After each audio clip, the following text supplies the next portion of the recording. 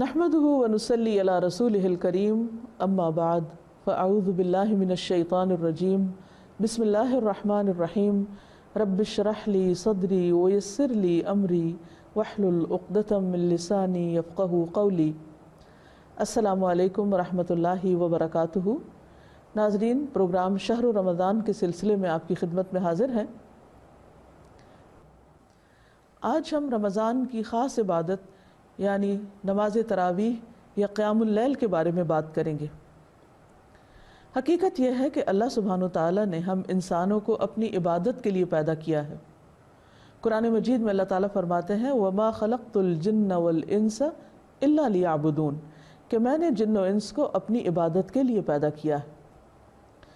اگرچہ انسان کی ساری زندگی میں جو کام بھی اللہ کی اطاعت اور فرمانبرداری کے مطابق ہو وہ عبادت کہلاتا ہے، لیکن خاص طور پر کچھ کاموں کو عبادت کا درجہ دیا گیا ہے جنہیں اسلام کے بنیادی ارکان بھی کہا گیا ہے، جن میں سب سے پہلا رکن نماز ہے۔ اس کے علاوہ روزہ، زکوٰۃ، حج اور سب سے پہلے آف کورس شہادتین یعنی اللہ سبحانہ وتعالیٰ پر ایمان اور محمد رسول اللہ صلی اللہ علیہ وسلم کی رسالت پر ایمان۔ سوال یہ پیدا ہوتا ہے کہ ہم نماز کیوں پڑھیں، اللہ کے آگے کیوں جھکیں؟ اگر ہم غور کریں تو ہمارے پاس جو کچھ بھی ہے وہ سب اللہ تعالیٰ کا ہی دیا ہوا ہے۔ ہم صبح سے شام تک جتنی بھی نعمتیں استعمال کرتے ہیں وہ رب ہی کی دی ہوئی ہیں۔ خود ہمارا جسم، ہماری آنکھیں، کان، ناک، زبان، ہاتھ، پاؤں، یہ تمام تر نعمتیں اللہ تعالیٰ کی عطا کردہ ہیں۔ ان سب نعمتوں کو دیے جانے کا ایک مقصد ہے، اور وہ مقصد کیا ہے کہ جس نے یہ نعمتیں ہمیں دی ہیں ہم اس کے شکر گزار بن جائیں۔ اور شکر گزاری کا بہترین طریقہ کیا ہے کہ انسان صرف دل میں نہیں، صرف زبان سے نہیں، بلکہ عملی طور پر اللہ تعالیٰ کی فرمانبرداری کرے اور ان طریقوں پر کرے جن کو اللہ تعالیٰ نے ہمارے لیے پسند کیا ہے۔ ان طریقوں میں سب سے بہترین طریقہ نماز کا طریقہ ہے۔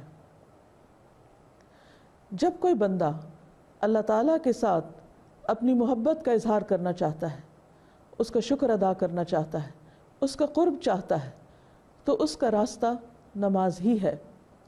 انسان سب سے زیادہ اللہ تعالیٰ کے قریب سجدے کی حالت میں ہوتا ہے۔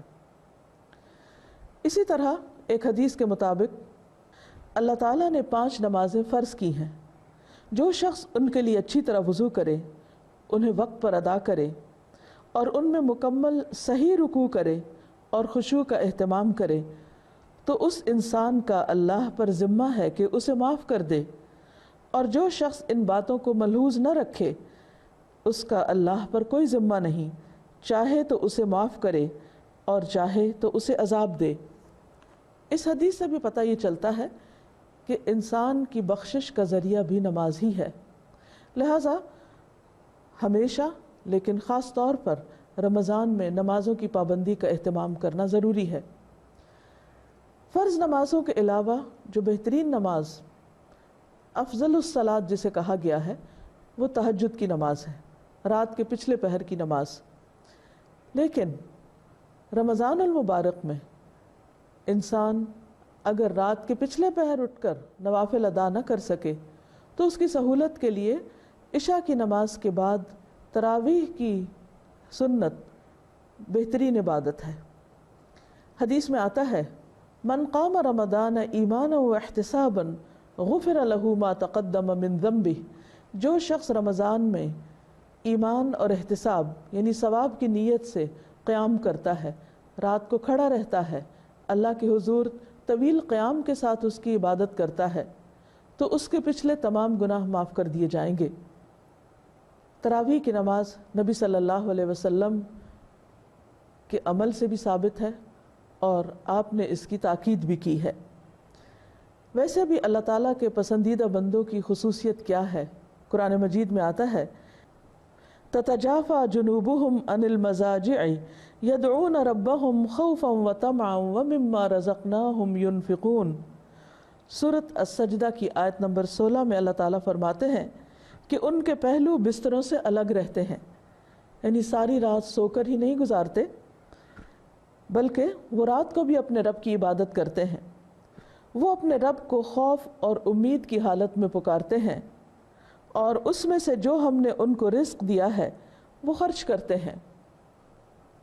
اس آیت مبارکہ سے پتہ یہ چلتا ہے کہ اللہ تعالیٰ کے پسندیدہ بندوں کی خوبی یہ ہے کہ وہ دن کے علاوہ رات کے وقت بھی تنہائی کے اوقات میں اللہ تعالیٰ سے سرگوشیاں کرتے ہیں، اس کے سامنے قیام کرتے ہیں، رکوع کرتے ہیں، سجدے میں راز و نیاز کرتے ہیں۔ ایسے لوگ اللہ تعالیٰ کے محبوب بندے ہوتے ہیں، اللہ کے مقرب بندے ہوتے ہیں۔ اور اس شخص کی شان کا کیا کہنا جو اللہ رب العزت کے قریب ہو، جو کہ پوری کائنات کا بادشاہ ہے۔ پھر اسی طرح ایک اور آیت سے بھی پتہ چلتا ہے، سورۃ الذاریات میں اللہ تعالیٰ فرماتے ہیں کہ اللہ کے نیک بندے کون ہیں، متقی کون ہیں؟ کانوا قلیلا من اللیل ما یہجعون وبالاسحار ہم یستغفرون۔ وہ رات کو کم سوتے ہیں اور سحری کے وقت استغفار کرتے ہیں۔ عموماً رات کے پچھلے پہر میں فجر سے پہلے قیام کے لیے اٹھنا ایک مشکل عمل ہے، لیکن جس کے لیے اللہ تعالیٰ آسان کر دے اس کے لیے کچھ مشکل بھی نہیں۔ لیکن رمضان میں تو سحری کے لیے انسان اٹھتا ہی ہے، کیونکہ سحری کھانے والوں پر فرشتے رحمت کی دعائیں بھیجتے ہیں، ان کے لیے خاص دعائیں کرتے ہیں، اور اسی طرح اللہ تعالیٰ کی رحمت نازل ہوتی ہے۔ تو جو لوگ اللہ کے محبوب ہوتے ہیں وہ صرف کھانے پینے کے ہی شوقین نہیں ہوتے، صرف کھانا کھانے والی عبادت ہی نہیں کرتے، بلکہ اس کے ساتھ ساتھ شوق اور ذوق کے ساتھ اللہ کے آگے جھکتے بھی ہیں۔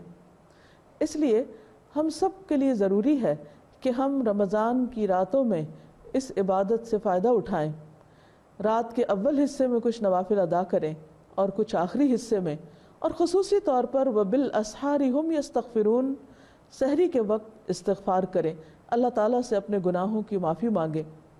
اور ویسے تو نماز بھی انسان کے لیے گناہوں کی بخشش کا ذریعہ ہے، لہٰذا ہم سب کے لیے ضروری ہے کہ ہم اس کا خصوصی اہتمام کریں۔ عام طور پر ذہنوں میں یہ سوال پیدا ہوتا ہے کہ تہجد اور تراویح کیا دونوں ہی ضروری ہیں، یا صرف تراویح کفایت کر جائے گی، یا صرف تہجد پڑھ لینا ہی کافی ہے؟ اس میں تو کوئی شک نہیں کہ رات کا آخری حصہ عبادت کے اعتبار سے سب سے افضل حصہ ہے۔ اس وقت میں جب انسان سحری کھاتا ہے تو وہ سحری بھی ایک مبارک کھانا بن جاتی ہے۔ نماز کی ادائیگی بھی، یعنی رات کو نیند لینے کے بعد اٹھ کر نماز ادا کرنا، جسے تہجد کہا جاتا ہے، وہ ایک بہترین عبادت ہے۔ نبی صلی اللہ علیہ وسلم نے اس کے بارے میں فرمایا، افضل الصلاۃ بعد الفریضۃ صلاۃ اللیل، فرض نماز کے بعد افضل ترین نماز رات کی نماز ہے۔ ایک اور جگہ پر آتا ہے، رسول اللہ صلی اللہ علیہ وسلم نے فرمایا، علیکم بقیام اللیل فإنہ دأب الصالحین قبلکم وہو قربۃ لکم الی ربکم ومکفرۃ للسیئات ومنہاۃ عن الإثم۔ تم تہجد ضرور پڑھا کرو، کیونکہ وہ تم سے پہلے صالحین کی روش ہے اور تمہارے لیے اپنے رب کے قرب کا وسیلہ، گناہوں کو مٹانے کا ذریعہ اور گناہوں سے بچنے کا سبب ہے۔ یعنی اس وقت میں انسان کا اپنے نفس کی خواہش یعنی نیند کو توڑ کر اٹھنا اور اللہ کے حضور کھڑے ہونا، یہ انسان کے اندر ایک قوت ارادی پیدا کرتا ہے، انسان کے ایمان کو مضبوط کرتا ہے، اور ایمان کی یہ مضبوطی انسان کو باقی زندگی میں بھی گناہوں کو چھوڑنے میں مدد دیتی ہے۔ تو بہرحال اگر رات کے آخری حصے میں انسان اٹھ کر نماز ادا کرتا ہے تو وہ تہجد کہلاتی ہے، اور اگر پہلے حصے میں ادا کرتا ہے تو وہ تراویح کہلاتی ہے، اور اوورآل رات کی نماز کو قیام اللیل کہا جاتا ہے۔ اور قیام کا لفظ اس لیے کہ اس میں سب سے زیادہ پسندیدہ چیز جو ہے وہ طویل قیام ہے، زیادہ دیر تک کھڑے ہو کر نماز پڑھنا، اور اس میں قرآن پاک پڑھنے یا سننے کا اہتمام کرنا۔ اس میں ہم دیکھتے ہیں کہ عام طور پر ہم خود قرآن پاک زیادہ یاد زبانی نہیں رکھتے، یعنی بہت سے لوگ حافظ نہیں ہوتے، انہیں قرآن مجید کا بہت سا حصہ یاد نہیں ہوتا۔ اس لیے سہولت کے لیے اگر انسان کسی مسجد میں یا کسی جگہ پر جمع ہو کر یہ نماز ادا کرے تو مکمل قرآن پاک سننے کی بھی سعادت حاصل ہو سکتی ہے. اور اگر سارا قرآن مجید نہ بھی سن سکے تو اس میں جتنا بھی اللہ تعالیٰ توفیق دے ضرور فائدہ اٹھانا چاہیے، کیونکہ اگر انسان اکیلے میں یہ نماز پڑھے گا تو بعض اوقات سستی ہو جاتی ہے، زیادہ دیر قیام نہیں کر سکتا، تھکاوٹ ہو جاتی ہے، غفلت ہو جاتی ہے، اور انسان رمضان کی راتوں کے اس ثواب سے محروم رہ جاتا ہے. جہاں دن کی عبادت روزہ سب سے افضل عبادت ہے، وہاں رمضان میں راتوں میں قیام کی حالت میں قرآن کا سننا، اللہ تعالیٰ کے حضور رکوع اور سجدے کرنا افضل ترین عبادت ہے. اس سے انسان کے اندر تقویٰ کی ایک خاص کیفیت بھی پیدا ہوتی ہے. اگر قرآن پاک کے معنی انسان جانتا ہو تو قرآن مجید سنتے وقت انسان پر ایک عجب کیفیت ہوتی ہے، کیونکہ یوں لگتا ہے جیسے براہ راست اللہ تعالیٰ سے ہم کلام ہے، اور اللہ تعالیٰ انسان کو براہ راست ایسی ہدایات دے رہے ہیں کہ جس میں انسانی زندگی کے بہت سے مسائل، بہت سی مشکلات اور بہت سی الجھنوں کا جواب بھی ہوتا ہے. عموماً ہم عام دنوں میں قرآن مجید کا تھوڑا حصہ پڑھتے ہیں. مرد حضرات جب نماز جماعت سے بھی پڑھتے ہیں تو عموماً چند آیات کی تلاوت کی جاتی ہے، لیکن رمضان میں ہر روز رات کو مسلسل 30 راتوں میں جب ہر روز ایک سپارہ پڑھا جاتا ہے یا اس سے کم و بیش زیادہ یا کم، اور پورا قرآن پاک ایک مہینے کے اندر جب مکمل کیا جاتا ہے تو اس کا یوں ہی اثر ہوتا ہے جیسے ایک موسلا دھار بارش کے بعد ہر چیز صاف ہو جاتی ہے. انسان کا دل، دماغ، روح، حتیٰ کہ جسم، یہ تمام چیزیں اس قرات سے متاثر ہوتی ہیں، خواہ انسان یہ قرات خود کرے یا کسی کے پیچھے سنے. ویسے بھی قرآن مجید شفا ہے. قرآن پاک میں آتا ہے وَنُنَزِّلُ مِنَ الْقُرْآنِ مَا هُوَ شِفَاءٌ وَرَحْمَةٌ لِّلْمُؤْمِنِينَ کہ ہم قرآن مجید میں وہ چیز اتارتے ہیں کہ جو مومنوں کے لیے شفا اور رحمت ہے. قرآن مجید صرف روح کی بیماریوں کا ہی علاج نہیں، صرف ذہنی الجھنوں کا ہی علاج نہیں، بلکہ جسمانی طور پر بھی انسان کے لیے شفا کا ذریعہ ہے. اور خصوصاً جب انسان اللہ کے حضور کھڑے ہو کر پوری کنسنٹریشن کے ساتھ ہاتھ باندھ کر اپنے سینے پر اور پوری یکسوئی کے ساتھ اللہ کا کلام سنتا ہے، اور پھر بہت سے لوگوں کے درمیان میں کھڑا ہو کر سنتا ہے، اس کی اپنی ہی ایک برکت ہے. کیونکہ تنہائی کی عبادت اپنی جگہ بہت اچھی ہے، لیکن اجتماعی عبادت کے اپنے فائدے ہیں، کیونکہ انسان ایک دوسرے کی کیفیات سے بھی متاثر ہو رہا ہوتا ہے. اگر نماز میں آپ جماعت میں کھڑے ہیں اور آپ کے ساتھ کے شخص کے اوپر ایک خشوع و خضوع طاری ہے تو یقیناً اس کا اثر آپ تک بھی پہنچے گا. اسی طرح اگر نماز میں کوئی شخص اللہ تعالیٰ کے خوف سے رو رہا ہے یا قرآن مجید سنتے ہوئے اس کے دل پر ایک عجب اثر ہوا ہے تو وہ اثرات آپ تک بھی ٹرانسفر ہو سکتے ہیں، اور اس طرح آپ کی نماز مزید اچھی ہو سکتی ہے.